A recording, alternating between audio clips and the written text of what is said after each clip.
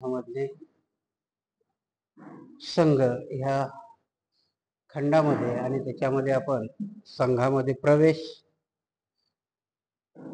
त्यानंतर भिक्खूच्या अवस्था की भिक्खू कुठल्या कुठल्या प्रकरणातून जातात म्हणून आपण बघितलं होतं की सामनेर आणि भिक्खू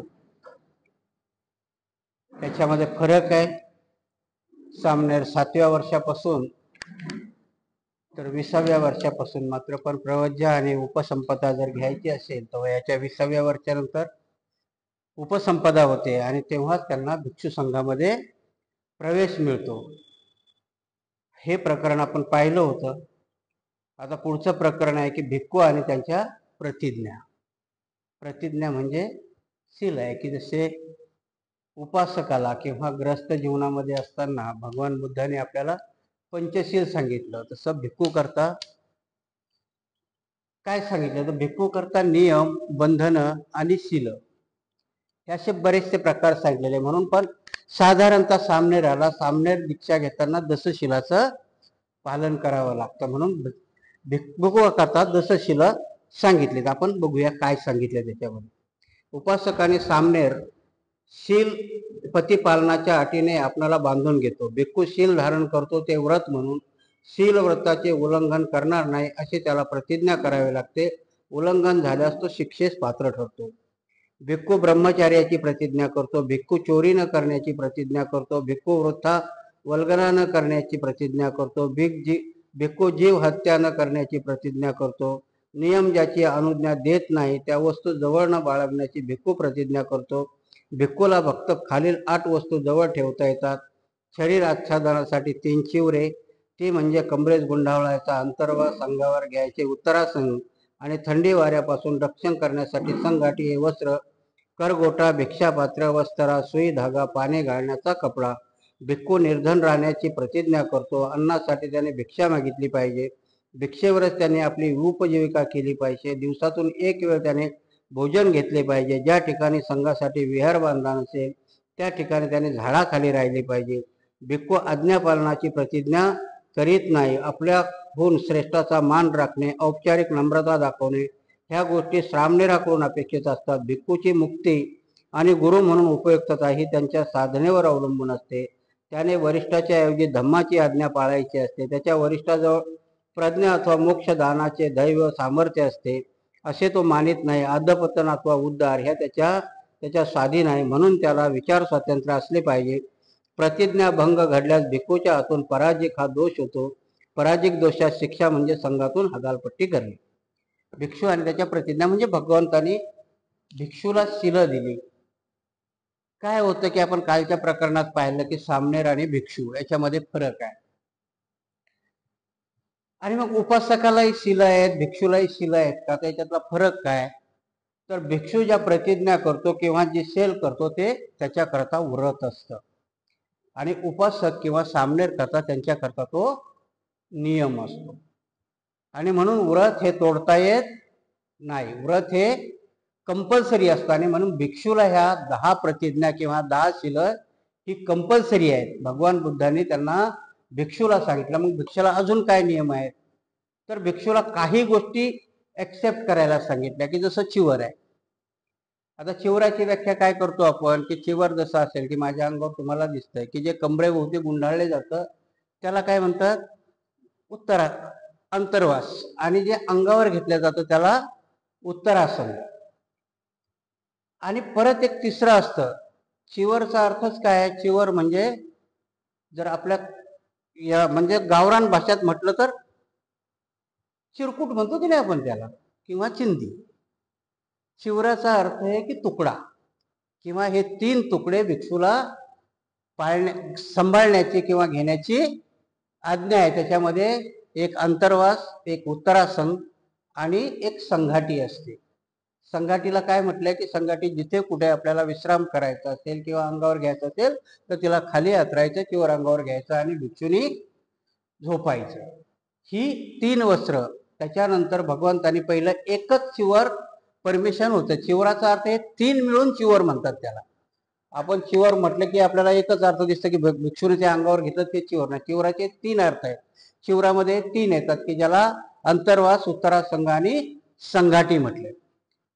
तसंच तुम्ही जर ऐकलं असेल की पहिल्याने सुरुवातीला भिक्षू एकच चिवर वापरायची परमिशन दिली होती, परंतु ज्यावेळेस मिगारमाथा विशाखा जेव्हा अशाच वर्षावासामध्ये भिक्षू विहारामध्ये असताना तिने दासीला निमंत्रण द्यायला पाठवलं, तेव्हा चिवर वाळू घालत सगळे भिक्षू उघडे होते आणि मग तिला काही ते दिसले नाहीत.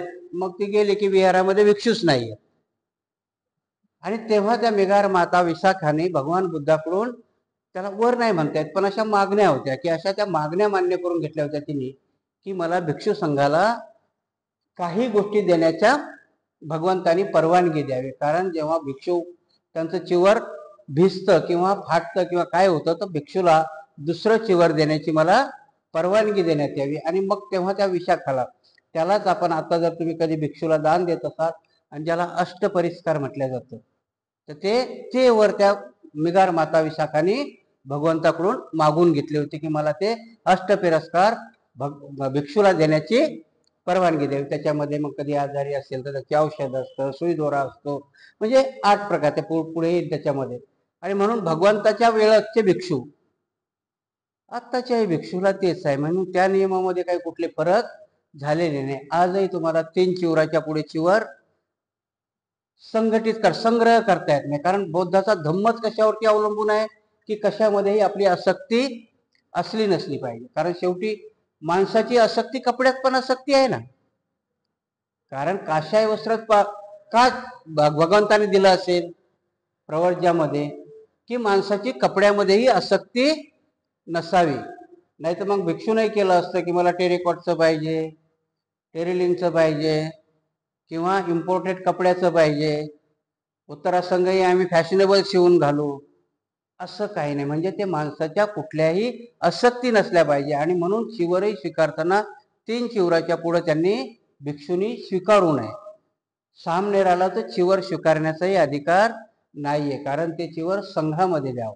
3 चिवराच्या पुढचं जर चिवर कोणी दान करत असेल तर ते संघामध्ये द्यावं. म्हणजे कुठल्या भिक्षूला जर चिवर नसेल तर मग संघ त्या भिक्षूला ते चिवर देतो. म्हणून कधीही मागे आपण प्रवचनात बघितलं असेल की भगवंतांनी आपल्या आई प्रजावतीलाही चिवर हे संघाला दान करायला सांगितलं होतं की मला न करता संघाला दान करावं. म्हणजे संघाला दान केलं तर प्रत्येक भिक्षूला ते चिवर मिळू शकतं, म्हणजे संघ त्या भिक्षूला ते चिवर देऊ शकतो. आणि म्हणून भिक्षू करताचे नियम हे व्रत असतं, उपासा करताचे नियम हे शील हे नियम असतात. म्हणून व्रत तोडता येत नाही.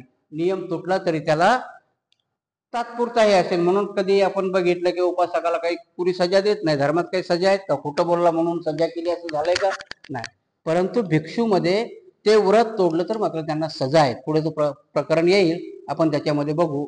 आणि म्हणून भिक्खू आणि त्यांच्या प्रतिज्ञा किंवा त्यांची शील आपण जी बघितलीत की भिक्खू प्रतिज्ञाभंग घडल्यास किंवा त्याचं शील घडल्यास त्याला पराजिक, म्हणजे असे भगवंतांनी 17 दोष सांगितलेले भिक्षू करता की कुठला गुन्हा केला तर कुठला दोष ते पुढे येईल, आपण ते बघूया.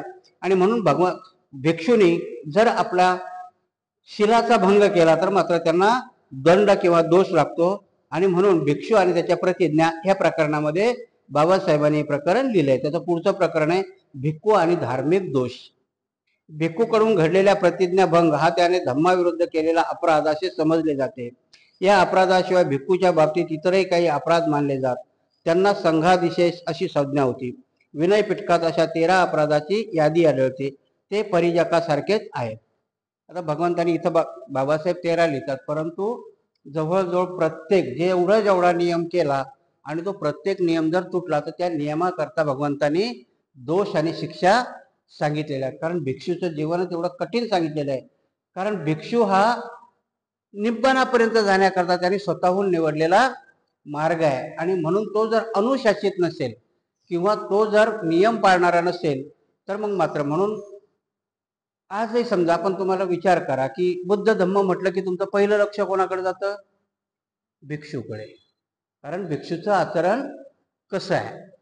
जर भिक्षूचं आचरण वाईट असेल तर मग मात्र त्या धम्माला उतरती कळा लागते. म्हणून बुद्धाने भिक्षू करता एवढे नियम कडक केले की त्या नियमाचं थोडं जरी उल्लंघन झालं तर त्यांना सजा सांगितलेली आहे. म्हणून ते नियम कधी विनय पिटकामध्ये असे दोष दाखवलेले आहेत. असे सांगितलेले की भिक्षू करता एक विनय पिटकच बनवलं.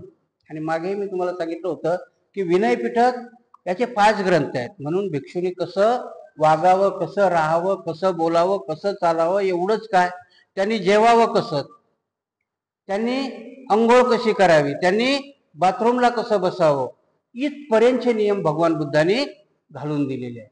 म्हणून भिक्खू हा म्हणून बाबासाहेबालाही प्रश्न पडला होता की भगवान बुद्धाला भिक्षूला काय करायचं होतं नेमकं.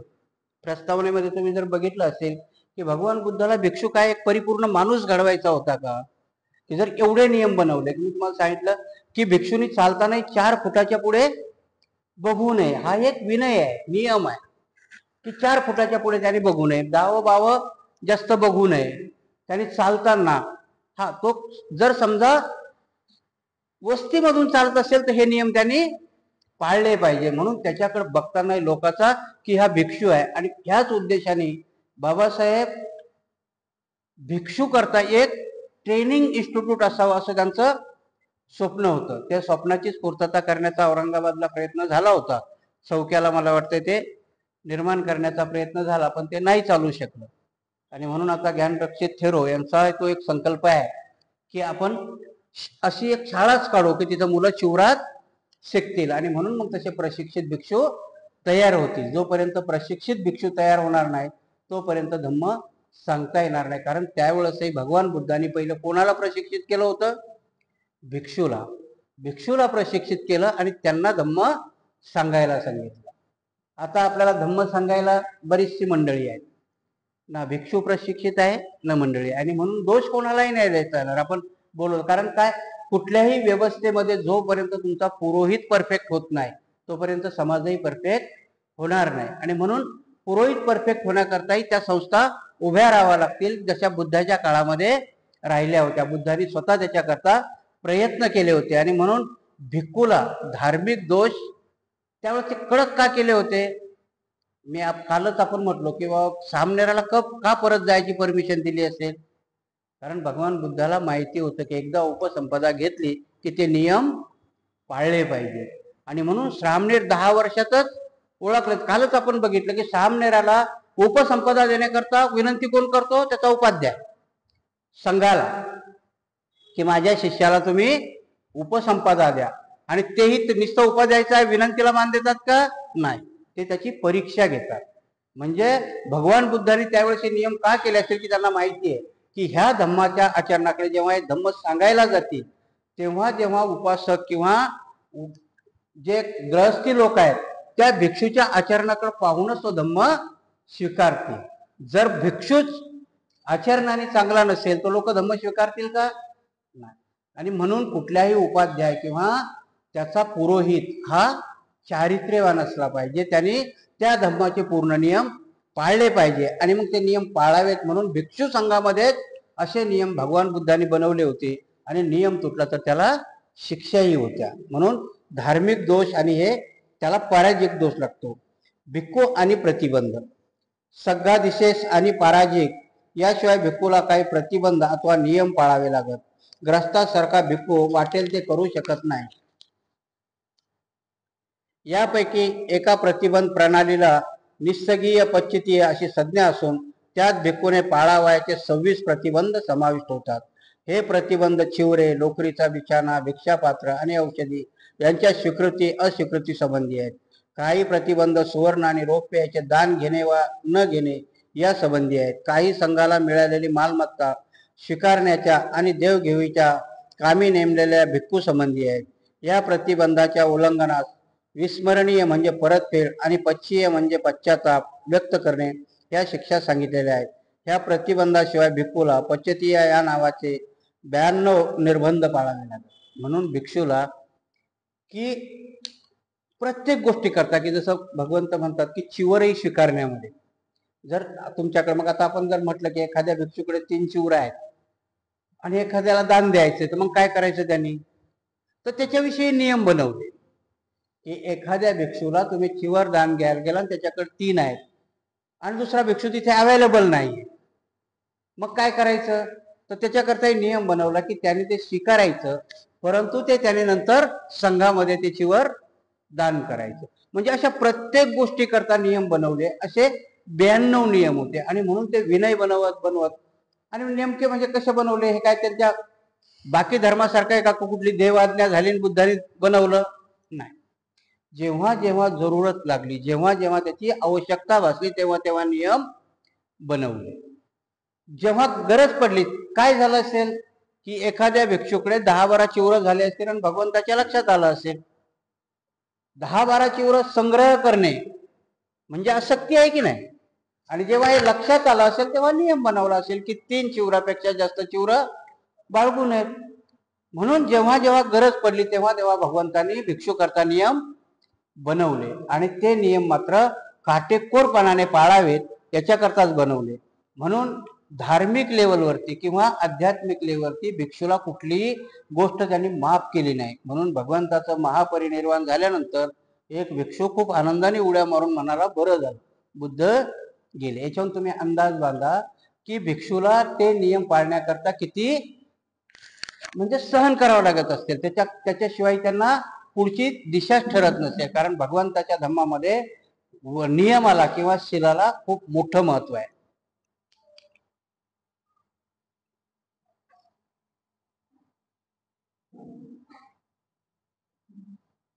भिक्खू आणि शिष्टाचाराचे नियम. भिक्खूचे वर्तन चांगले असावे, त्याची चालचरणूक इतरांना आदर्शवत वाटेल अशी असावी, यासाठी भगवंतांनी शिष्टाचाराचे अनेक नियम केलेले आहेत.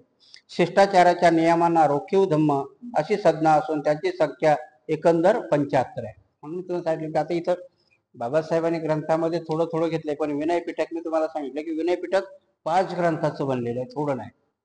म्हणून की बुद्ध आणि त्याचा धम्मग्रंथ वाचणं एवढं हे नाही. बाबासाहेबाची ही एक एक ओळ म्हणजे त्या सुत्तपिटकामधला एक एक चॅप्टर आहे. आणि तो समजावायला गेलं तर हा ग्रंथ वाचायला आपल्याला 1 वर्ष लागेल. म्हणून विनय पिटकामध्ये विनयात जी भगवान बुद्ध करता, कारण विनय जेव्हा हे संगीतीमध्ये विनय उपाली भंतेजीला मुखगत होतं. आणि म्हणून हे विनय भंतेजी करता आणि भिक्खू करता अनिवार्य असावेत. आणि त्याची मग जेव्हा संग्रह करण्यात आला त्या विनय पिटकाचा, तेव्हा त्याचे 5 ग्रंथ निर्माण झाले. मग तुम्ही याच्यावर विचार करा की इथं 92-91 म्हटलं तर विनय भिक्खू करता विनय हा किती मोलाची गोष्ट असेल की ज्याचे 5 ग्रंथ झाले. भिक्खूनी कसं वागावं, कसं बोलावं, कसं चालावं एवढंच नाही, तर भिक्खूनी आपल्या याच्यामध्ये प्रवचन करताना काय सांगावं, काय सांगू नये. आणि भगवान बुद्धांनी त्याच्यानंतरही की ही भिक्षूची संपत्ती आहे. म्हणून भगवान बुद्धाच्या प्रवचनामध्ये एकदा सांगितलेलं आहे की ग्रहस्थाने विनय पिटक वाचू नये, कारण ती भिक्षूची संपत्ती आहे. ती जेव्हा बाबासाहेब रंगूनला 6व्या संगीतीला गेले होते, कारण आजपर्यंतही कुणालाही उपसंपदा ग्रस्ताला बघू देत नाहीये. जगातलं एकमेव कारण आहे की फक्त बाबासाहेबाला त्यांनी उपसंपदा कशी होते ती बघू दिली होती, कारण ते बोधिसत्व होते. आजपर्यंत का बघू दिली जात नाही? कारण विनय हे त्या भिक्षूची संपत्ती आहे. विनय त्यांनी शिकले पाहिजे. आता हल्ली ते पुस्तक अवेलेबल आहेत म्हणून सगळे विनय वाचतात, परंतु विनय पिटक हे भिक्षूच आहे. आणि म्हणून भिक्षू करता भगवंतांनी बनवलेले त्याच्यामध्ये नियम आणि कायदे आहेत, त्याला आपण कायदाच म्हणू शकतो. आणि म्हणून त्या विनयाचं की भिक्खूंनी कसं वागावं, कारण बुद्ध धर्मामध्ये भिक्षू हा केंद्रस्थानी आहे. कारण भिक्षूला एवढं महत्व आहे. कारण आज तुम्हाला लक्षात नसेल येत, पण जेव्हा राजे लोक त्यांच्याही राज्याच्या जेव्हा आपल्याला जशी घटना आहे की नाही, तसे राज्य चालवण्याचे नियमही भिक्षू संघ ठरवून देत होते. भिक्षू संघाकडे बघून राजा आपली राज्य पद्धती करत होते. म्हणून तुम्ही विचार करा की त्यावेळेच्या भिक्षूकडे पाहण्याचा आदर्शवत किती असेल की राजा त्यांच्या वागण्यानुसार नियम बनवत होते. भिक्षू कसा वागतो, भिक्षू कसा चालतो, भिक्षू कसा बोलतो, त्याच्यानुसार त्यांच्या प्रजेकरता ते नियम बनवत होते. आणि म्हणून विनय आणि विनयानंतर भिक्षू हा भिक्षू बौद्ध धर्मामधला केंद्रबिंदू आहे. कारण भिक्षूच्या भोवतीच हा धम्म फिरतो. भिक्षूलाच धम्म सांगायलाही सांगितलं आणि भिक्षूलाच आचरण करायलाही सांगितलं. कारण जोपर्यंत स्वतः आचरण करणार नाही तोपर्यंत दुसऱ्याला तो धम्म सांगता येणार नाही. आणि म्हणून भिक्षूला एवढ्या पायऱ्या केल्या की भिक्षू माझ्या माहितीनुसार की त्यावेळेचे थेरो आणि महाथेरो शिवाय कोणालाही प्रवचन करायची परमिशन नव्हती. कारण आजही मी जे ग्रंथ वाचतो याला फक्त पठण म्हणायचं, मी धम्म सांगू शकत नाही. कारण तेवढं क्वालिफिकेशन माझं ऍक्च्युली बुद्धाच्या विनयानुसार ते आहे का माझं नाही. कारण थेरो झाल्याशिवाय धम्म सांगता येत नाही. आता हल्ली काय मी सामनेर आहे, 3 वर्षाचा सामनेर आहे, तुम्हाला धम्म सांगायला लागलो. पण विनय पिटकानुसार जर गेलं, विनयानुसार गेलं तर थेरो भिक्षूशिवाय धम्म सांगायचं नाही. कारण त्यावेळेचे वर्षावास त्याच्याच करता व्हायचे. कारण 10 वर्ष सामनेर राहायचे म्हणजे किती तपलेले भिक्षू असायचे त्यावेळेस, तुम्ही विचार करा. 10 वर्ष सामनेर प्रत्येक वर्षी फक्त खाली आपल्या गुरुकडून शिक्षा घेत होते आणि 10 वर्ष धम्माचं आत्मसात केलेलं ज्ञान आणि त्याच्यानंतर मग थेरो झाल्यावर त्यांनी समाजामध्ये जायचं. ते किती तपलेले भिक्षू असतील, त्यांच्या हातून चूक होत असेल का? कारण त्यांच्याही परीक्षा झाल्याशिवाय त्यांना समाजामध्ये पाठवल्या जात नसेल. आणि म्हणून हा वर्षावासाचा काळ हा त्यांचा शिक्षणाचा आणि परीक्षेचा काळ असायचा. म्हणून तुमच्या माहिती करता सांगतो की कधी वर्षावास 3 महिन्याचा असतो, पण 3 महिन्याचा वर्षावास संपल्यानंतरही 1 महिना हा कठीण चिवरदानाचा. कठीण का म्हटलंय? कारण त्या संघामध्ये चिवरदान दिल्यानंतर त्या भिक्षूची परीक्षा व्हायची, म्हणून त्याला काय म्हटलंय? कठीण चिवरदान. त्याने ती परीक्षा उत्तीर्ण झाली पाहिजे आणि म्हणून 4थ्या महिन्यापासून ते धम्म प्रचाराला बाहेर पडायचे. म्हणून की भिक्षू हा परफेक्ट झाला पाहिजे आणि भिक्षूच्या ह्या ट्रेनिंगमुळे मग आपल्याकडे सगळ्या ट्रेनिंग निर्माण झाल्या. म्हणून शिक्षक कधी होतो? 1ली ते प्रायमरी शिकवायला D.Ed लागतं, आहे की नाही? संकल्पना तीच आहे. जर मोठा झाला असेल तर B.Ed लागतो. कॉलेजला शिकवायचं तर PhD झालेला, आता नंतर MPhil हे सर्व आलं. कारण ह्या संकल्पनाच होत्या. धम्म सांगणं, शिक्षण. धम्म सांगणं म्हणजे काय होतं? शिकवणंच होतं ना. आचरण करणं, शिकवणं. म्हणून बुद्ध धर्माच्या धम्माला शासन का म्हटलं? की बुद्धाचं शासन आहे. बुद्धाचं शासन आहे. कारण बुद्ध ज्यावेळेस जन्माला, त्यांचं शासन म्हणजे तोपर्यंतची ती त्यांची शिक्षण पद्धती आहे. बुद्धाच्या समयाची ती शिक्षण पद्धती आहे, बुद्धाच्या काळातली शिक्षण पद्धती आहे. म्हणून त्याला बुद्धाचं शासन म्हटलं. बुद्धाचं शासन म्हणजे बुद्धाचं राज्य नाही आहे ऍक्च्युअली, ते बुद्धाची शिकवणूक आहे. बुद्धाने दिलेला समाजाला शिकवणुकीचा धडा आहे, म्हणून त्याला बुद्ध शासन म्हटलंय. भिक्खू आणि दोष परीक्षा म्हणजे भिक्खूला असं सोडलं जात नव्हतं. आता जर तुम्ही बघितलं असेल की आपल्या राज्याची काय प्रोसिजर असते की तुझ्या समाजामध्ये गुन्हे होऊ नयेत म्हणून पोलीस सिस्टम आहे की नाही? पोलीस नेमकं काय करते की ऑब्झर्वेशनच करते ना आपल्या, की समाजामध्ये कुठलेही वाईट वर्तन घडू नये, गुन्हा घडू नये म्हणून राज्य व्यवस्था, कायदा आणि सुव्यवस्था राहावं म्हणून ती व्यवस्था पोलिसाकडे दिली.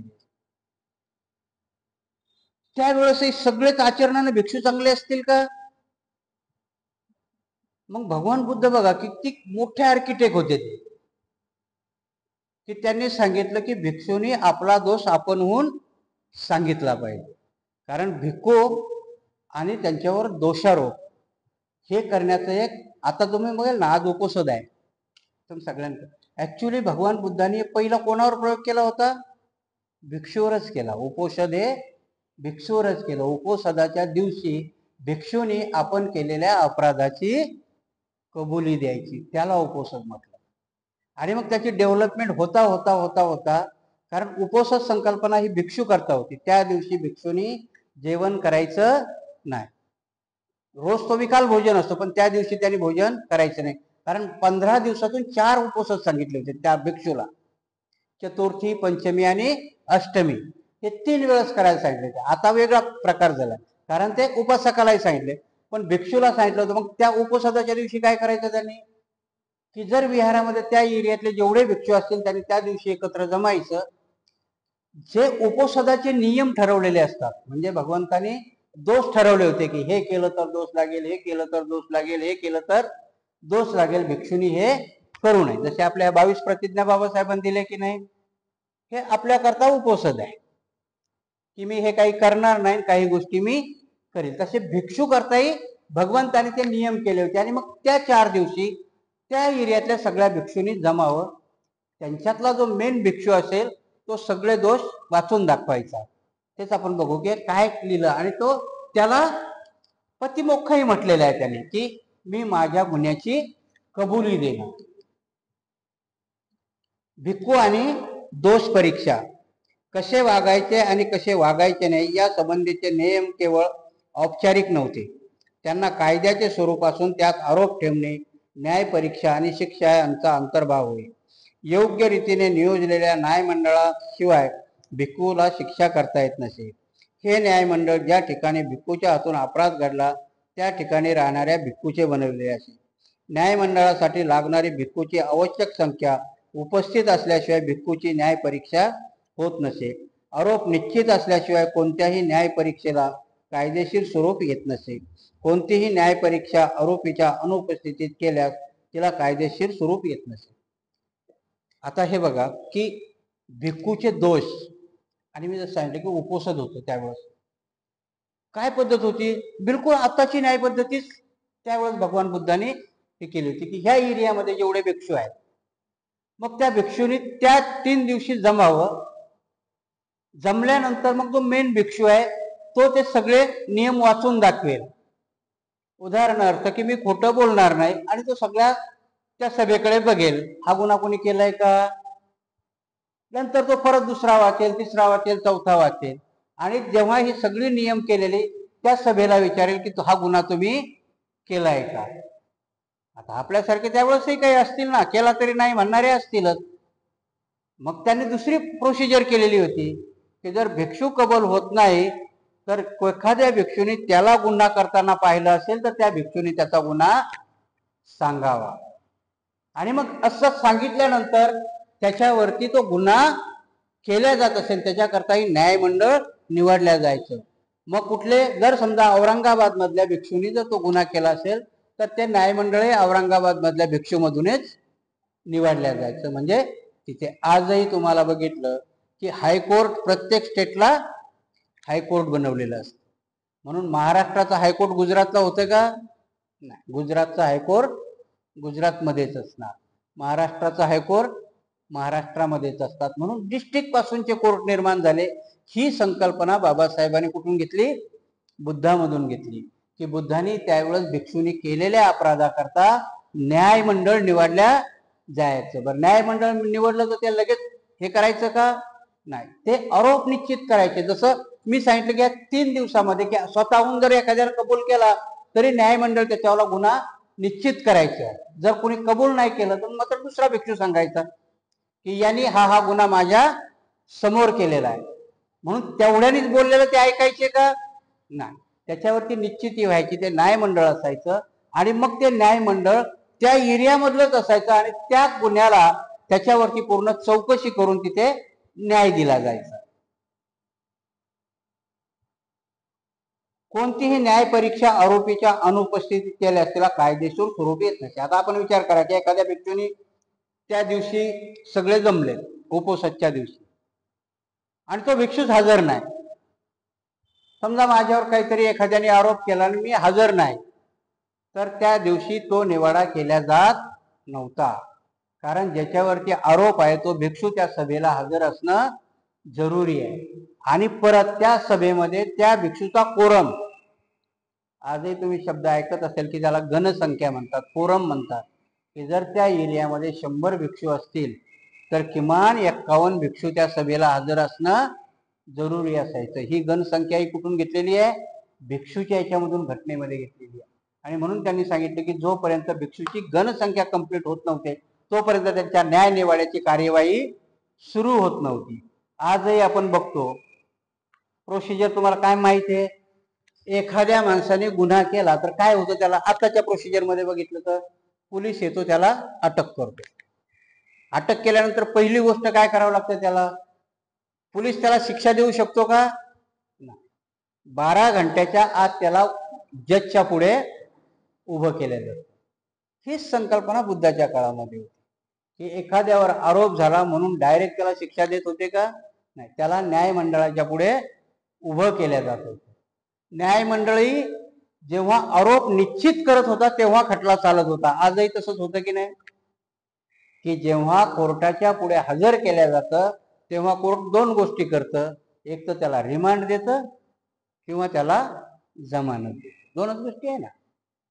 जमानत कधी मिळते, की जेव्हा त्याच्यावरती दोन्ही पक्षाचं बोलणं ऐकून घेतलं जातं आणि मग ते त्याला सांगतात की एवढा मोठा गुन्हा नाही, याच्यावरती खटला चालू द्या, तोपर्यंत हा बाहेर राहू शकतो. परंतु काही गुन्हा असा असतो की त्याला बाहेर राहता येत नाही, कारण तो पुरावे नष्ट करेल, हे करेल. हीच पद्धत इथे सांगितली की एखाद्या भिक्षूवरती जर मोठा आरोप असेल आणि तो भिक्षू हजर नसेल तर मग मात्र तो खटला त्याच्यावरती चालवला जाणार नाही, कारण त्याला तिथे हजर राहिलं पाहिजे. दुसरी गोष्ट अशी आहे की त्याला त्याची बाजूही मांडता आली पाहिजे, कारण कुठलीही गोष्ट एकतर्फी न्याय देता येत नाही. म्हणून आजही कसाबने आपल्या इथे भरपूर खून केले, पण त्याची बाजू मांडण्याकरता आपल्या लोकशाहीने त्याला वकील दिला. ही संकल्पना बुद्धाच्या ह्याच्यातून आहे की दोषीला तुम्ही तसंच दोषी ठरवू शकत नाही, त्याची बाजूही ऐकून घेतली पाहिजे. म्हणून समोरच्याला आपण असाच दोषी ठरवू शकत नाही, म्हणून पुढच्याची बाजू. मग आपल्या व्यवहारामध्येही तसंच होतं ना, की आपण कधी कधी काय करतो की एक बाजू ऐकूनच घेत नाही आणि लगेच त्याला दोषी ठरवून टाकतो. धर्मामध्ये तसं नाही. मी माझे परत तुम्हाला एक उदाहरण देऊन सांगतो. आमच्या ह्याच्यात जेव्हा मी ग्रस्त होतो, तुमच्याही आयुष्यात तसे प्रसंग आले असतील की शाळेच्या ट्रिप जातात ना, मग शाळेच्या ट्रिप जातात तर मुलं घरी येऊन सांगतात की बाबा आम्हाला फीस पाहिजे, शाळेची ट्रिप चालली, हे केलेलं आहे. माझी मुलगी शाळेच्या ट्रिपला जाणार होती. घरी आल्यानंतर मुलींनी सांगितलं की शाळेची ट्रिप जाते, एवढे एवढे पैसे भरायचे. ठीक आहे म्हटलं, धरले. काही दिवसानंतर ती मैत्रीण, म्हणजे त्यावेळेस ती 5वीला असेल, त्यावेळेस तिची मैत्रीण घरी घेऊन आली. कारण तिची जी मैत्रीण होती ती माझ्या मित्राची मुलगी होती. आणि मग ती घरी घेऊन आल्यानंतर ती मला बोलली की बाबा हिचे वडील नाही पाठवत, हिचा भाऊ पण आहे पण हिच्या भावाचे पैसे भरले, हिचे नाही भरले, हिला ट्रिपला नाही पाठवत. आता नॅचरली आपण विचार केला तर आपल्याला राग येईल की नाही. बरं, ते फॅमिली म्हणजे गरीब बी नव्हती. चला बाबा खूप गरीब आहेत म्हणून मुलाकरता दिलंय, मुलीला नाही दिलं. पहिला गुन्हा तर तो आहे समजा, की मुलाला ट्रिपला जायला पैसे देते, मुलीला देत नाही. कोणाला राग येईल बरं. गरीब बी नाहीत, क्लास 2 ऑफिसर आहे तो, तिची आई पण शिक्षिका आहे, म्हणून पैशाचा काही एवढा प्रॉब्लेम बी नाही. मला बी थोडस वाटलं नाही की असं कसं वागू शकतात, या मित्र आहे माझा. म्हणून म्हटलं मी बोलतो त्यांच्याशी. आणि मग आमची एक तर सकाळी वॉकिंगला भेट व्हायची किंवा रविवारच्या दिवशी व्हायची, आणि मग ते ग्रस्त मला भेटले. मी तुम्हाला बाजू सांगतो की दुसरी बाजू ऐकल्याशिवाय आपण मत बनवायचं नाही.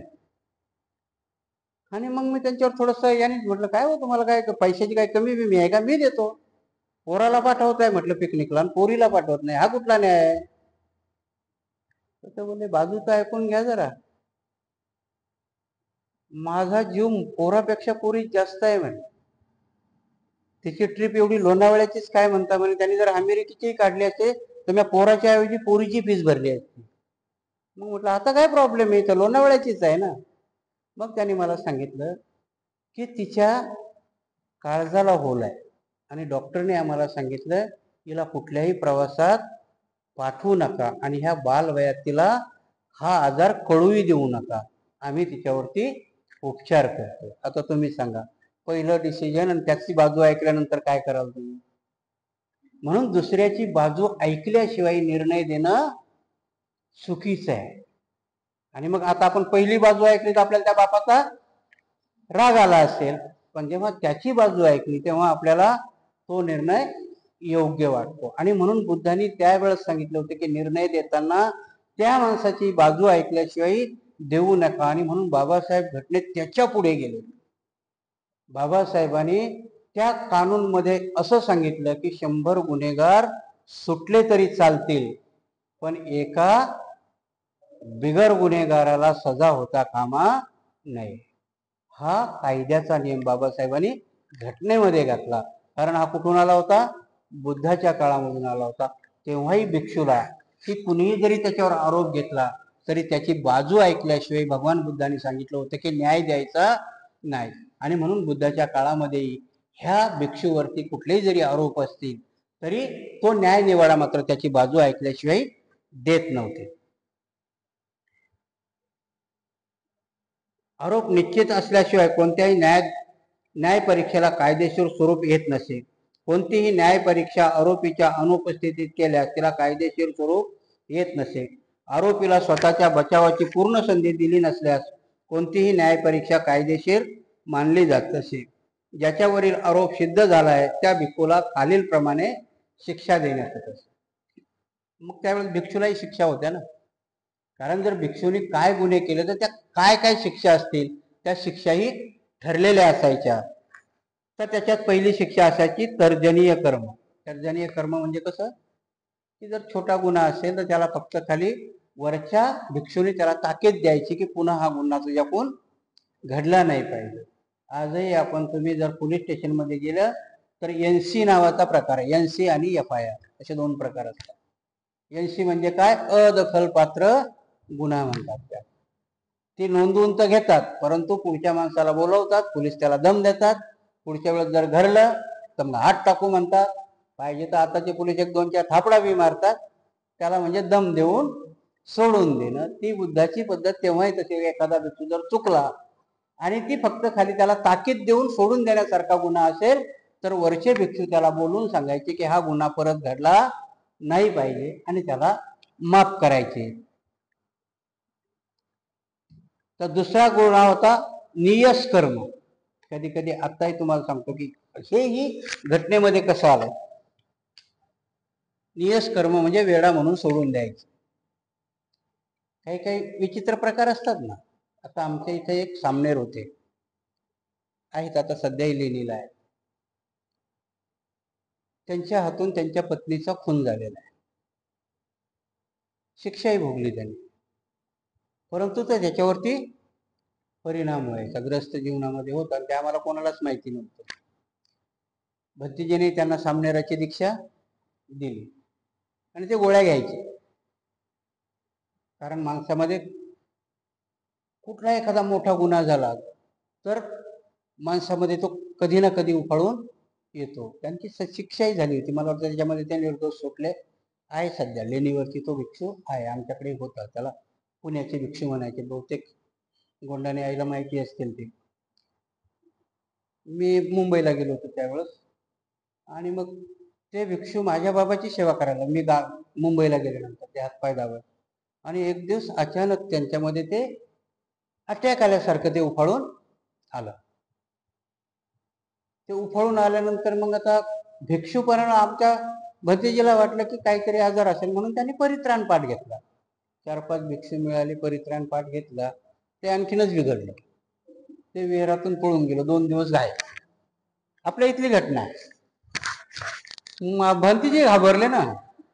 नंतर त्या घरी फोन केला तर त्यांनी सांगितलं मला ते वेड्यासारखं करते, आम्हालाही मारलं होतं म्हणून मागे. आता दुहेरी ताप झाला ना तो. मग पोलीस स्टेशनला गेले. पोलीस स्टेशन म्हणे कशाला. मग आता पोलीस विचित्रच असतात ना ते. तुम्ही दीक्षाच का दिली. भंतीजी म्हणे तर आम्हाला काय माहितीये, आमच्याकडे कोणी येतंय, चांगला मार्ग आहे, सामनेर व्हायचे बाबा होतात म्हणून झाले. त्याच्यानंतर 2 दिवसानं तो परत आला, परंतु त्याच्याच धूनमध्ये होता. म्हणजे त्याच्यात ते वेडेपणाच्या लहरी होत्या. मग भंतीजीने त्याच्या घरच्या लोकांना बोलून घेतलं. त्याच्या बहिणी आल्या आणि त्यांनी सांगितलं की नाही याच्यावर ते वेडेपणाचा अटॅक येतो. मग भंतीजीने सांगितलं बाबा याचं चिवर उतरतो, तुम्ही याला घेऊन जा. आणि मग ते गेले. त्याच्यानंतर आता परत ते लेणीवरती परत भिक्षू झाले. विशुद्धानंद भंतीजीने की इथं सांगायचं म्हणजे वेडा म्हणून सोडून देणे ही शिक्षा त्यावेळेसही होती. आजही तुम्हाला तुमच्या माहिती करता सांगतो की केवढाही मोठा गुन्हा केला आणि तिथं जर वेड्याचं सर्टिफिकेट दिलं तर त्याला सजा होत नाही. त्याला पागल दवाखान्यात ऍडमिट करतात. कुठून आला हा नियम? तिथून. आजच्या याच्यामध्ये तुमच्या हातून केवढाही मोठा गुन्हा झाला आणि जर ते तुम्ही सिद्ध केलं की हा माणूस पागल आहे तर त्याला जेल होत नाही. त्याला वेड्याच्या हॉस्पिटलात जमा करतात. जोपर्यंत तो शुद्धीवर येत नाही म्हणजे चांगला होत नाही तोपर्यंत त्याला शिक्षा देत नाही. कारण हाच नियम वेडेपणाचा कुठून गेला होता? अल्पवयीन. आजही अल्पवयीन माणसाला शिक्षा होत नाही, कारण त्याला वेड्यात गणल्या जातं, कारण त्याच्या बुद्धीचा विकास झालेला नाही. वेड कोणाला म्हणायचं? की काय भलं आणि काय वाईट करायचं ज्याच्या जवळ बुद्धी नाही त्याला वेडा म्हणायचं. आणि म्हणून दुसरी शिक्षा काय होती? की त्याला वेडा म्हणून सोडून देणे. म्हणून काय सांगायचे? की हे वेड आहे, याच्या नादी लागू नका. कारण त्यावेळेचे भिक्षुक एखाद्या वेळेस करत असतील ना, ही शिक्षा आली म्हणजे त्यावेळेचा भिक्षुक करत असेल तसं. त्याला किती समजावलं तर ते वेड्यासारखं करत असेल. 5 घरं मागतं ते 15 मागत असेल. 2 चिवरं नको घेऊ म्हणत ते 5-6 घेतही असेल. म्हणून कधी कधी त्याला वेडा म्हणून ती शिक्षा देत असेल, की त्याला वेडा म्हणून सोडून द्यायचं. तर तिसरी शिक्षा होती प्रव्रजनीय कर्म, आणि ही कडक शिक्षा होती की त्याला संघातून हाकलून दे. कारण त्या टाईपचा गुन्हा, जर तेवढा मोठा गुन्हा झाला आणि मग मात्र तशा प्रकारचे गुन्हे झाले तर ती कडक शिक्षा असायची की त्याला संघातून काढून टाकणे. तुम्ही विचार करा की ती शिक्षा किती कठोर असेल. आता आपल्याला काहीच नाही वाटत, परंतु त्यावेळेची परिस्थिती की एखाद्या माणसाला, आजही जर समजा आपल्याला एखाद्या माणसाला आपल्या घरातून आई किंवा वडील म्हटले की चल घराच्या बाहेर जा, कायद्याची शिक्षा नसते, पण ती मानसिक शिक्षा किती मोठी असते की घराच्या बाहेर काढून देणं. तसं संघाच्या बाहेर काढणं, कारण त्यावेळेस खूप मोठी प्रतिष्ठा होती संघाला आणि भिक्षूला. आज तेवढी प्रतिष्ठा नसेल, परंतु आजही आपण जर बघितलं बऱ्याचशा गोष्टी या पुढे येत नाहीत, परंतु भिक्षू, आता हे मोबाईल आल्यामुळे लोक बनवतात, व्हिडिओ बनवतात, हे भिक्षू कसा वागतो, तो भिक्षू कसा वागतो. ऍक्च्युअली भिक्षूची ती पद्धत नाही सांगितलेली. भिक्षूची पद्धत काय सांगली की तुमच्याकडे भिक्षुकचा काही दोष जरी आढळत असेल तर मात्र ती कंप्लेंट तुम्ही भिक्षू संघात करावी, तिची जास्त वाच्यता करू नये आणि भिक्षू संघाने त्याची दखल घ्यावी. म्हणून हे संघ बनवायला सांगितले होते. नंतरच्या संगीतीमध्ये संघ का बनवायला सांगितले होते? की एक दुसऱ्यावरती, इथं तच होतं ना की जर भिक्षू आपला अपराध स्वतःहून कबूल करत नसेल तर मग मात्र दुसऱ्याने त्या भिक्षूचा अपराध सांगावा. भिक्षू पण कुठे सांगावा? त्या भिक्षूच्या सभेमध्ये सांगावा, आणि मग त्याच्यावर न्यायमंडळ असावं. आणि तो जर गुन्हा गंभीर असेल तर मग मात्र त्याला संघाच्या बाहेर काढून द्यावं, म्हणजे संघामध्ये त्याला ठेवू नये. कारण ही शिक्षा ही संघाच्या बाहेर काढणं ही एक प्रकारची शिक्षा होती. दुसरं होतं उत्प्रेक्षणीय कार्य, म्हणजे कुठलं? की बहिष्कार. कोण बहिष्कार घालू शकत होते त्याच्यावर? आता समजा एखादा भिक्षू आहे की तो अपराध त्याचा काय आहे? समजा मी भिक्षू आहे आणि तुम्ही माझ्याकडे आले आणि मी तुम्हाला कठोरपणाने काही गोष्टीत नाकारतोय, मग त्या भिक्षूवर बहिष्कार घालणं हा त्या एक शिक्षेचा प्रकार होता की त्या भिक्षूकडे कोणी बघायचंच नाही. ती एक शिक्षा होती. कारण काही काही गोष्टी अशा असतात की आजही आपण नियमाखाली भिक्षू खूप कठोरपणाने कधी कधी वागतात. आजचा माझाच प्रसंग सांगतो की मला एका ठिकाणचं 3 दिवसापूर्वी निमंत्रण होतं आणि ते आपल्या इथेच येणारच आहेत की भंतेजी माझ्या इथे आमच्या सासऱ्याचा पुण्यानुमोद म्हणजे पुण्यस्मरणाचा कार्यक्रम बी आहे आणि माझी तारीख पण आहे, म्हणजे तुम्ही जी तारीख लावली ती माझी तारीख पण आहे, तर मग मी तिथे तुम्हाला भोजन द्यायपेक्षा तुम्ही माझ्या घरी या. म्हटलं हरकत नाही, फक्त माझी एकच अट आहे, मी बाबाला जेवण दिल्यानंतर तुमच्याकडे येईल. त्या नियमानुसार माझं सर्व ठरलं.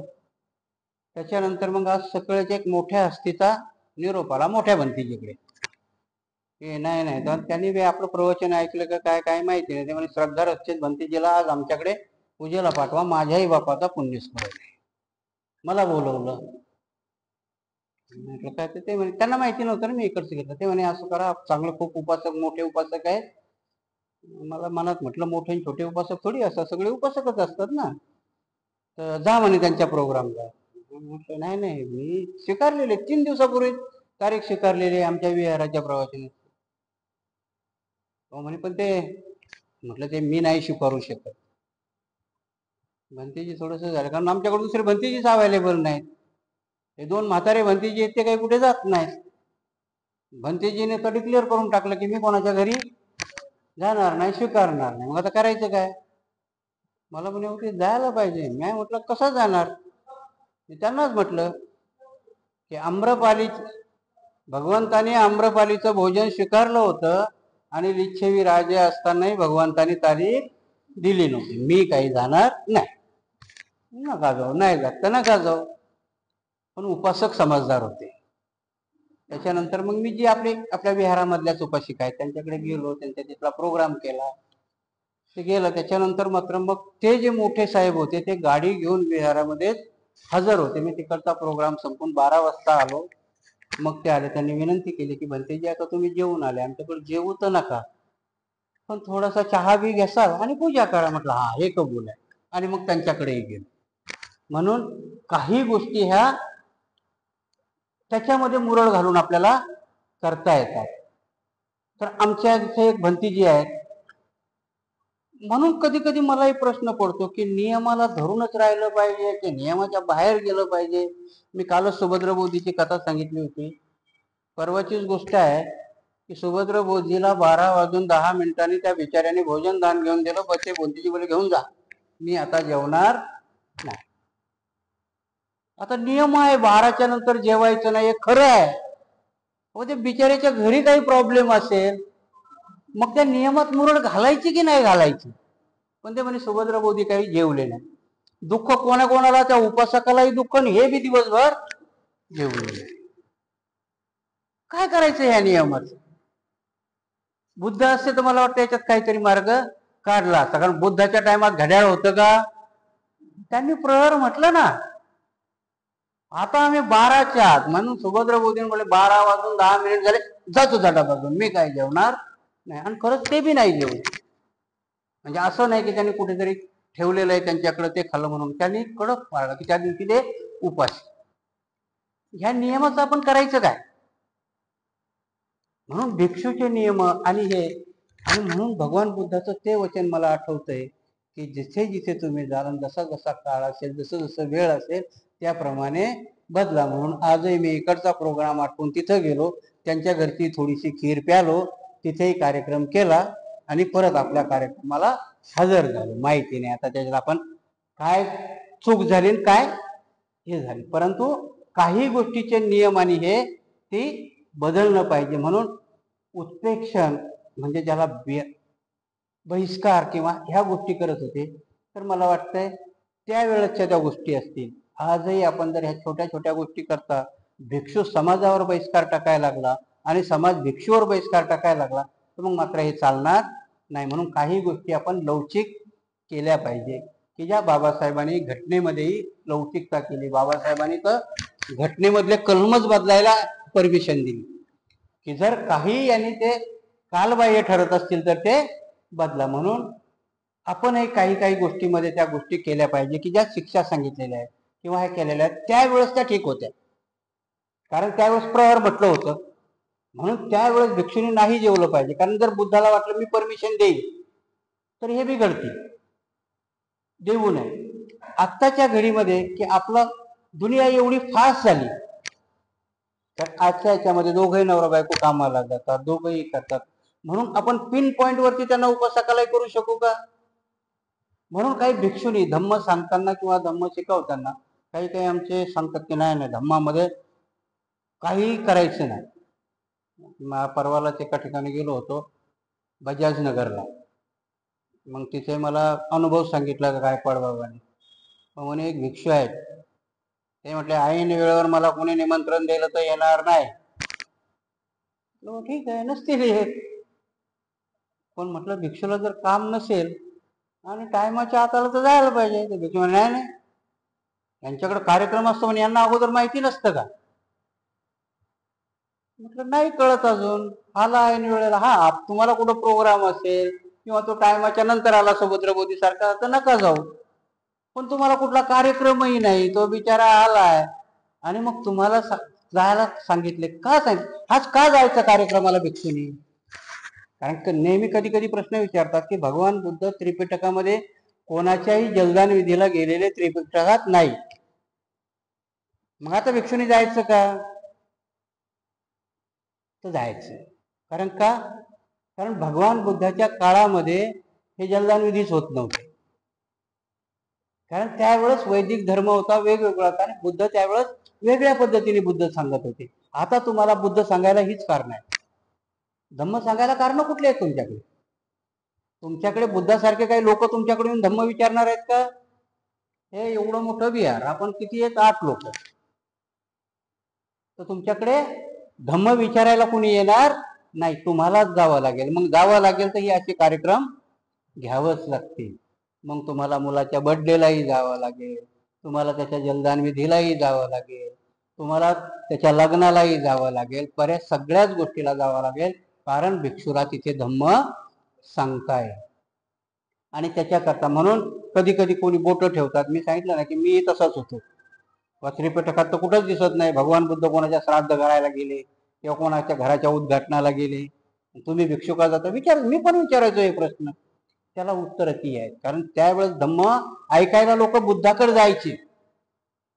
बुद्धाला फुरसत नसायची, कारण जवळजवळ 50% धम्म हा बुद्धाने 1 to 1 सांगितलाय. म्हणून कधी ह्या आंबठ्ठाच्या नावाचं सुत्त आहे, तर एस्कर नावाच्या सुत्ताचं आहे, म्हणजे प्रत्येक माणसाच्या नावाची सुत्त आहेत. कारण त्यांनी धम्म विचारला बुद्धाला. आता कोणी विचारणार आहे का?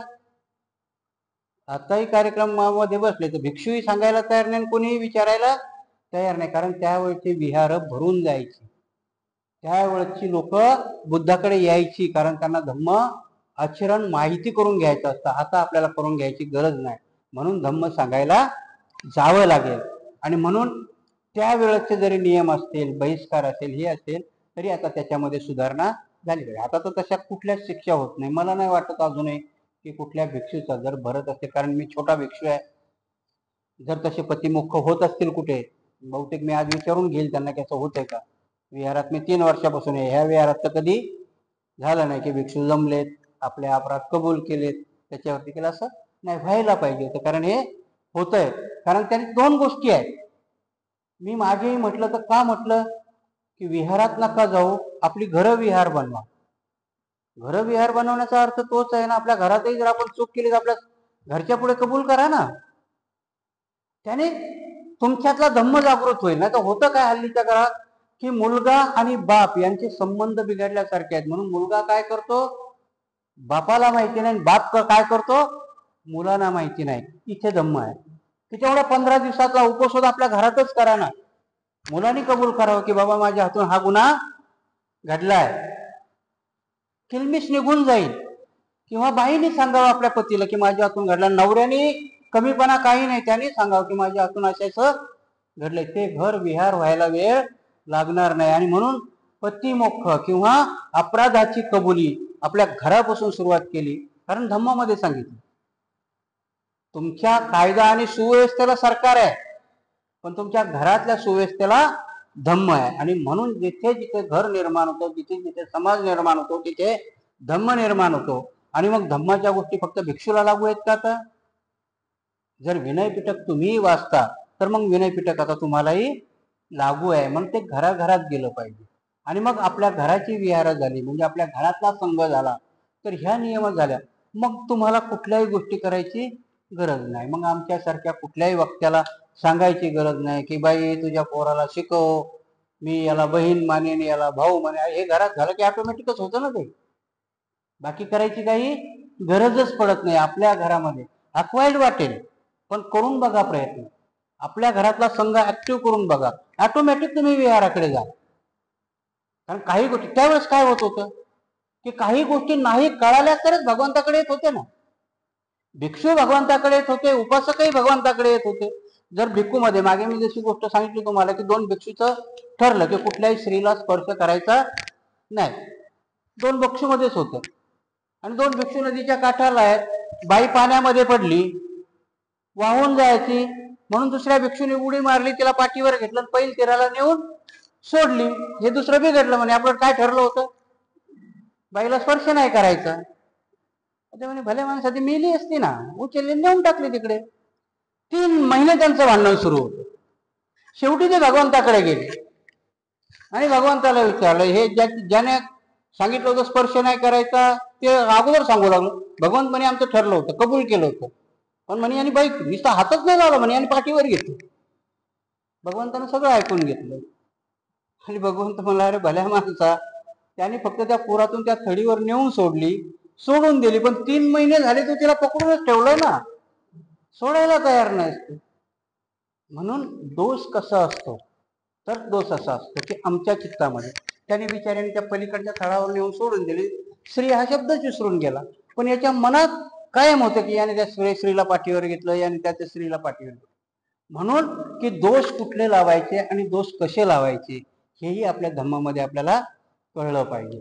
आणि म्हणून त्याला तुम्हाला परत एक गोष्ट सांगतो की जेव्हा रशिया हा कम्युनिस्ट होता की नाही, त्याला लोखंडी आवरण म्हणायचे. आत एवढा गुन्हा घडत होत त्यांच्याकडून, कितीतरी लोकांना मारलं, कितीतरी लोकांना जेलमध्ये टाकलं, कारण का की ते गुन्हेच बाहेर येत नव्हते. आणि जेव्हा तो एक राष्ट्रपती आला, त्यांचा जो शब्द होता पेरिस्ट्रायका आणि ग्लासनोस्ट, म्हणजे आपल्यातला की सगळं काही बाहेर येऊ द्या. आणि रशियाचे 36 तुकडे झाले, 36 राष्ट्र झाली, स्वतंत्र झाली सगळी, एका पोलादी चौकटीतून लोक बाहेर आले. तसंच होतं की आपल्या घरातल्या पोलादी काही काही चौकटी आहेत, मग ते कधी कधी आपल्या बापाचं अनुशासन असेल, कधी कधी आपल्या धर्माचं अनुशासन असेल, ह्या पोलादी चौकटी तुटल्या पाहिजे. आपण आपले गुन्हे एकमेकासमोर कबूल केले पाहिजे, तेव्हा धम्म हा सुटसुटीत होईल. आणि म्हणून धम्माचं हे प्रकरण की जोपर्यंत आपण जसा भिक्खू आपले दोष स्वतःहून कबूल करतो, छोटे छोटे असतील काय असतील, त्याला शिक्षाही आहे, तसेच आपल्या घराचेही आपण नियम बनवले पाहिजे. आपल्या घरातलंही अनुशासन त्या पद्धतीने गेलं पाहिजे, त्याच पद्धतीने की माझ्या मुलाला माझी भीती नाही वाटली पाहिजे की त्याच्या हातून घडलेला गुन्हा माझ्या समोर सांगायला. खूप साध्या साध्या गोष्टी आहेत त्या धम्माच्या. एखादा नवरा असतो, बाहेर कर्ज काढतो, कुठेतरी उडवतो, आणि मग त्या कर्जापोटी तो घरात खोटं बोलत राहतो, होतं की नाही, अशा बऱ्याचशा केस तुम्हाला सापडते, आणि सगळं घर परेशान असतं त्याच्यामुळे. म्हणून त्याने त्या कुठेतरी जुगारात हरवलेल्या पैसा करता तो परत तिसऱ्याकून काढतो, चौथ्याकून काढतो, आणि घरची मंडळी परेशान असतात. आणि जेव्हा ते देणेकरी तुमच्या घरी यायला सुरुवात होते, तेव्हा तो हा परेशान होतो, मग तो काहीतरी वेगळा निर्णय घेतो. जास्तच निर्णय असला तर कुणी कुणी आत्महत्याही करतात. परंतु त्या पहिल्याच गुन्ह्यात जर कबूल केलं की माझ्या हातून चूक झाली, मी याच्याकडनं पैसे घेतलेत, शिव्या देतील घरातले लोक, पण तुम्हाला मदत करायलाही तेच उभे राहतील, मार्गही तुम्हाला तेच दाखवतील. आणि म्हणून घरच्या समोर केलेला अपराध आणि कबूल केलेला अपराध, त्याच्यातून मार्ग निघतो. तीच प्रोसिजर होती यांच्यामध्ये की भिक्खूंनी आपणहून आपल्या संघापुढे आपले गुन्हे सांगावे. छोटे गुन्हे असतील तर भिक्षू समज देईल, कारण माणसाचा मोठा गुन्हाही माणसाच्या हातून कधी घडतो, छोटे छोटे गुन्हे आपण लपवत गेलो तर. कारण शरीरही तुमच्यावाला ती कृती तेव्हाच करते की तुमच्या हातून छोटे छोटे अपराध घडतात, तेव्हा मोठा अपराध घडतो. खुनी माणूस एकदम खून करत नाही, त्यांनी मनात अगोदर खून केलेला असतो, त्याने कितीतरी वेळच त्याच्यावर चिंतन केलेलं असतं, त्या माणसाविषयी एवढी नफरत असते त्याची की त्याने कितीतरी वेळ त्याच्या मनातल्या मनात त्याचा खून केलेला असतो. आणि जेव्हा त्याच्या त्या शरीराने जे ऍक्सेप्ट करतो, तेव्हा जाऊन तो शेवटचा खून करून मोकळा होतो. म्हणून सांगतो की ह्या गोष्टी जशा बुद्ध धम्मामध्ये भिक्षूला सांगितल्या, त्याच आपल्या उपासकालाही लागू पडतात. आणि हा धम्म किती सुंदर होता की त्यावेळेस भिक्षूलाही, त्यावेळेसचे भिक्षू आपले गुन्हे कबूल करत होते, आज आपण करत नाही. आणि नियम बी किती सुंदर, कोणापुढे गुन्हा कबूल करायचा आहे, आपल्या समोरच करायचं आहे ना, की जिथे मार्ग निघेल त्याच्यामध्ये. आणि म्हणून आणि त्याच्यावर त्या शिक्षाही दिल्या होत्या. आणि म्हणून कसं होतं की पहिल्याच गुन्ह्याची कबुली दिली तर भिक्षू दुसरा गुन्हा करतच नव्हता.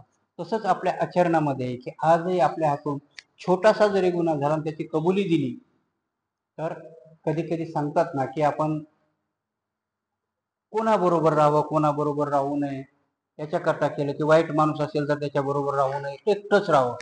बुद्धाचं याच्यावर तर मी खूप सुंदर एक प्रहसन वाचलं की बुद्ध एकटं राहायला सांगतात, पण बुद्ध सांगतात की तुम्ही एकटे नाहीये, कारण तुमच्या सोबत 7 आणि 2 9 आणि 2 11 माणसं नेहमी तुमच्या सोबत असतात, कारण त्यांच्या बरोबरचा सहचार तुम्हाला करता आला पाहिजे. आणि म्हणून भगवान बुद्ध सांगतात की तुमची 7 इंद्रिय म्हणजे तुमचे 6 दोस्त आहेत, तुम्ही एकटे नाही आहेत. त्या इंद्रियाबरोबर तुम्हाला दोस्ती करता आली पाहिजे. तुमचे 2 हात हे तुमचे 2 संरक्षक आहेत, तर 2 पाय हे तुमच्यावाली मार्गदर्शक आहेत. म्हणून तुम्ही एकटे असता का? 11 लोक तुमच्या सोबत नेहमी चालत असतात. हे जे 6 इंद्रिय आहेत आणि हे 4 आहे आणि एक मन आहे.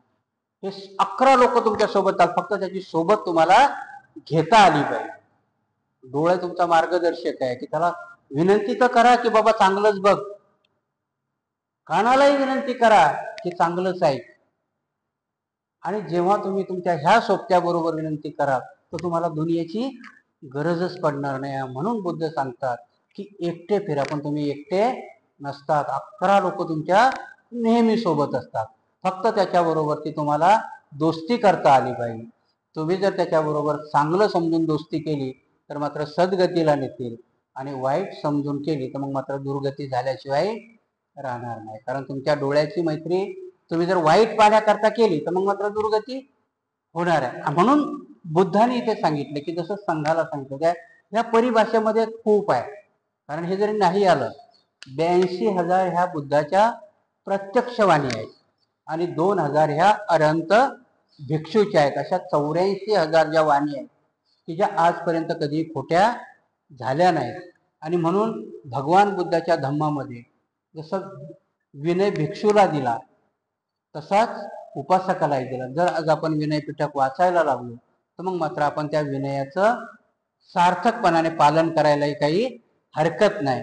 म्हणून ज्या ह्या शिक्षा होत्या, तर शेवटची शिक्षा होती परिवास कर्म म्हणायची त्याला. परिवास म्हणजे आपण जिथे राहतो त्याच्यातून घालवून देणे. म्हणजे याचाच अर्थ की आता आम्ही विहारात 5 भिक्षू राहतो आणि जर असं एखाद्या कोण काही कडलं तर चिवर न काढता त्याला सांगायचं की ह्या विहारातून तू बाहेर जा. ही एक त्या प्रकारची शिक्षा होती की तिथे राहत असलेल्या विहारामधून त्याला बाहेर काढून देणं. अशा प्रकारच्या बऱ्याचशा शिक्षा भगवान बुद्धाच्या काळामध्ये भिक्षूलाही सांगितलेल्या आहेत. म्हणून हे धम्म पाळताना किंवा धम्माचं आचरण करताना भिक्खू तुमच्या लक्षात येईल की केवढी मोठी गोष्ट होती त्यांच्यामध्ये. कारण कुठल्याही मोठ्या गोष्टीलाच मोठे नियम लावले जातात. लहान मुलाला तुम्ही नियम लावता का? जेव्हा मुलगा 18-19 वर्षाचा होता तेव्हाच आपण त्याला नियम लावायला सुरुवात करतो की बेटा असं करू नये, तसं करू नये, तसं करू नये. आणि जेव्हा माणूस करता होतो तो स्वतःलाच मोठे नियम लावून घेतो. म्हणून धम्मामधला भिक्षू हा खूप मोठा माणूस आहे. आणि मोठा माणूस असल्यामुळे भगवान बुद्ध, बाबासाहेबही म्हणतात की भगवान बुद्धाला भिक्षूचं नेमकं करायचं काय होतं. कारण सगळे चारण तर होणार होते का? आजही सगळे चारण तर होणार आहेत का? मग बाबासाहेबालाही प्रश्न पडला होता की भगवान बुद्धाला या भिक्षूचं काय करायचं होतं. की जशा आता संकल्पना आल्या की बौद्धाचार्य आहे, त्रिलोक्यवाले तर अजून दुसरे काहीतरी संकल्पना आहे. बुद्धाला नसेल का तशी संकल्पना सुचली? 2च का सुचल्या की सामनेर आणि उपसंपदा. काय करायचं होतं त्या भिक्षूला? एक पूर्ण पुरुष बनवायचा होता का? तर तिथे बाबासाहेब ह्या ग्रंथामध्ये अशी उत्तरं देतात की भगवान बुद्धाला त्यांना एक चांगला समाजसेवक, चांगला मार्गदर्शक, चांगला व्यक्ती बनवायचा होता भिक्खू. फक्त अरंतच बनवायचे होते का? नाही. आणि म्हणून त्याचा आरसा, कारण कधी कधी उदाहरणं देताना सांगतात की आपण जे आरशात आपलं तोंड बघतो ना, हे आपण नकली बघत असतो. म्हणून ते कुठल्या तरी यांनी शेर म्हटलेला आहे ना की जिंदगी भर आईना साफ करता रहा मगर धूल चेहरे पे थी. आहे की नाही? आपण आरसा साफ करतो, घाण आपला चेहरा असतो. आणि म्हणून भगवंताने सांगितलं की तुम्हाला जगाच्या आरशात बघायला शिकलं पाहिजे. जर समोरून येणारा 90 वर्षाचा म्हातारा त्याच्या अंगावर सुरकुत्या पडल्या तर तो आरसा तुमचा चेहरा तुम्हाला त्याच्यात दिसला पाहिजे की 90 वर्षानंतर मी असा होणार आहे. कारण ह्या आरशाला किंमत नाही, त्या आरशाला खूप किंमत आहे. म्हणून प्रत्येक गोष्टीत आपल्याला तो आरसा बघता आला पाहिजे. आणि ह्याच बुद्धाच्या शिकवणीनुसार की भगवंताने जे भिक्षूला नियम दिले होते ते खूप कडक होते. कारण कडक नियम त्याच्याच करता होते की त्यांना तो परिपूर्ण मार्गदर्शक घडवायचा होता, त्यांना धम्म जगात सांगायचा होता. म्हणून जगात धम्म सांगण्याकरता त्यांना हे भिक्षू निर्माण करायचे होते. आणि आजही बाबासाहेबाची तीच संकल्पना होती. आणि म्हणून बाबासाहेबांनी जेव्हा धम्मदीक्षा घेतली तेव्हा बाबासाहेब स्वतः म्हटले होते की आता मी माझं राहिलेलं आयुष्य पूर्ण हे धम्माला देईन आणि प्रशिक्षित भिक्षू निर्माण करायचे. त्यांच्या एका ठिकाणी मी कुठेतरी वाचलेलं आहे की त्यांना तसं ते कॉलेज काढायचं होतं भिक्षू, पण आपल्या दुर्दैवाने ते जगू शकले नाही. आणि म्हणून काही काही गोष्टी की आपण नेहमी म्हणत असतो की आपल्या वडिलांचं पुण्यानुमोदन काय असेल तर त्यांच्या संकल्पना आपण पूर्णत्वास नेणं. तसंच आपण बाबासाहेबाला सर्व आपला बाप म्हणतो, तर त्यांच्या संकल्पना पूर्णत्वास नेण्याकरता आपण आपल्या परीने काय प्रयत्न करू शकतो तेवढे जरी केले तर ह्या वर्षावासातलं भिक्षूचंही प्रवचन आपल्या उपयोगाचं पडेल. इथंच आपण आज थांबू, बाकी सगळं उद्या बोलूया.